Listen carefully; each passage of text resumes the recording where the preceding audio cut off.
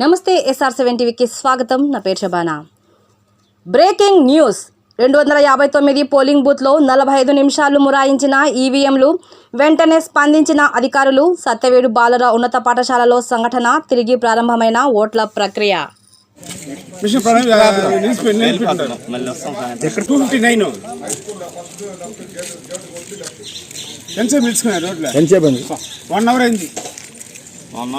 ఇప్పుడు machine problem 4 ఓట్లు వేసినారు, అవి వేరే క్యాన్సిల్ అయినాయి అన్నారు. 259 1 అవర్ నుంచి కంటిన్యూ ప్రాబ్లమే.